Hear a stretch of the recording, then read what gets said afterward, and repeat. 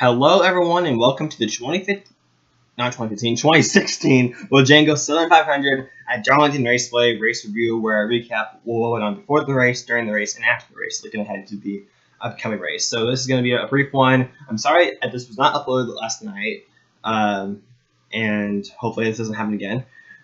But here we go. So before I get into the actual race, let's just get some of the pre-race information out of the way first, especially since there was a big news announced on Friday, and that was Dale Earnhardt Jr. Made the decision to sit out for the rest of the season, so that way he could focus on recovering from his concussion-like symptoms that were discovered back in mid-July. He's already missed 6 races, and with him missing the rest of the season, he'll miss a total of 18 races. So in other words, the entire second half of the season. I think Dale Earnhardt Jr. made the right choice. His health is far more important, and I think if he chooses to rush his recovery processing and get back in the car, it would have been an unwise decision. So hopefully Dale Earnhardt Jr. is healthy enough to race, and he'll be able to come back hopefully strong in 2017. This is, though, I think, very, very tough for, I think, NASCAR as a whole, especially Dale Earnhardt Jr. fans, to have its most popular driver not behind the wheel. So who's going to drive the 88 car? Well, Jeff Gordon drove the car at Darlington. He'll also be back at Richmond, Dover, and Martinsville. Alex Bowman will drive the rest of the races. So that means Alex Bowman gets 8 more shots, and hopefully Alex Bowman can make the most of that. He performed well at Loudon in Michigan, just didn't get the finish to prove it. So in other news, nearly the whole field had throwback paint schemes. This was something that started last year, and last year was also the first year that NASCAR returned to Darlington on Labor Day weekend. And this year they came back, and I think they were better than ever. Obviously, more cars did throwback paint schemes, and there were throwback paint schemes to all kinds of things: longtime sponsors, former race car drivers. It was just simply very cool to see it, especially seeing all of these throwback paint schemes under the lights. Other news: Richard Petty Motorsports announces changes to the competition department to hopefully improve the on-track performance. And then on Friday, there was nothing on Friday because of Hurricane Hermine. I think it's how you pronounce it. NASCAR made the right call on that decision. And so that lined the field by owners' points. That meant that Kevin Harvick started on the pole because he is points leader. In practice sessions, Jimmy Johnson and Brad Keselowski were the fastest in the 2 sessions. So now let's get focused on the race. So as far as the race, I liked the race. It was not the most exciting race, and it was not Darlington at its best, but I enjoyed it. There's just something about racing on a worn-out surface, seeing the tires wear out, watching drivers having to fight their cars. There's just something about that just kind of is, at least in my opinion, it makes a good race pretty certain. I would have liked to see more passing, but Kevin Harvick just simply came to Darlington with the best car and was nearly untouchable until especially in the second half of the race. He had not one but a couple of really bad pit stops and put him in a position that he and his team did not want to be in. And I think it cost him. For example, late in the race, he was trying to chase down Mark Truex Jr. and accidentally hit the wall, racing a little too hard.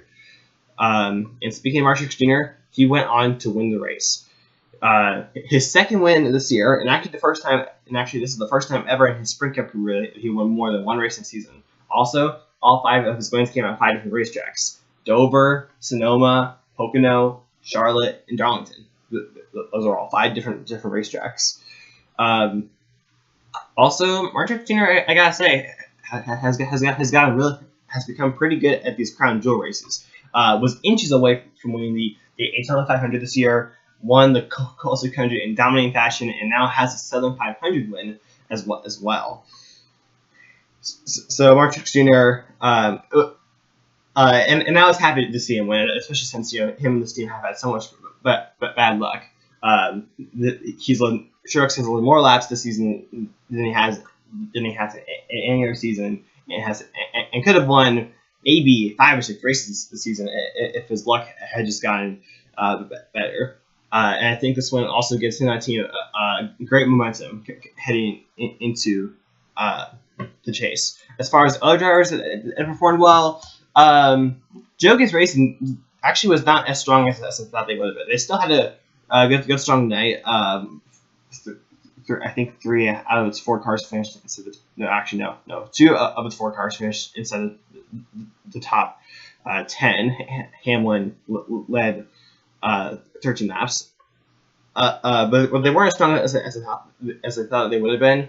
Coming off of his first career win, Kyle Larson looked like in the second half of the race looked like he could have gone back to back, but it didn't happen. But he still finished third. One driver that did surprise me late in the race was Ryan Newman. When he stayed out on slightly older tires, I thought that he was going to be a sitting duck, but he actually held on for a total of 9 laps. So I was pretty impressed by that as well. And I guess now I'll just change the focus to Richmond. So Richmond, the final race of the regular season, and so a lot of drivers are already locked into chase because of wins, but there are still many drivers they're still going to have to face with a lot of pressure in this final race of the season. There are 3 drivers they're in the chase, but they're not locked in because they don't have a win. Chase Elliott, Austin Dillon, Jamie McMurray. And right now, McMurray holds on to the last spot by 7 points over Ryan Newman. But that gap could be bigger because Ryan Newman did fail post-race inspection, and the penalty for failing the laser check inspection this year has been about 10 to 15 points. So if Newman loses those 15 points, it could be devastating for his chase hopes. Chase Elliott, I think, has like a 27-point margin, and Austin Dillon has about, I want to say, like an 18-point margin. I want to say. So because of that, neither of those 2 drivers they're not totally safe. If one of those 3 have a really bad race, it could be over for them. And also Richmond, it's a short track, and I think that when NASCAR goes to short tracks, I think it kind of raises the it kind of more equalizes the playing field, because like aero is not so important. So I think we could have a surprise winner, maybe a Jeremy Mayfield 2004 type of situation. And that would certainly, and something like that did happen next Saturday night, it could really shake up the chase good, but it probably won't. Richmond, especially in the night race, the past several years has kind of been what you expected. Not exactly a whole lot of surprises. I will say this though: the race back in April, granted, it was a different race. Granted, it was under different conditions. It was under the daytime. The thing is, the Richmond race back in April was the best Richmond race in several years, in my opinion, and it had a great finish between Carl Edwards and Kyle Busch. So I think we could be in for an exciting race this upcoming Saturday night. Who do I think is going to perform well? Well, Jogas Racing / Toyota dominated most of the race. Kyle Busch, Carl Edwards. So and they were so incredibly dominant last year, Richmond, in the fall. So I expect the same. As far as who could play a surprise, he is a Richmond winner in the Xfinity Series. Maybe Chase Elliott will cap off the regular season with a win, and also bring it into a long winless streak for Hendrick Motorsports.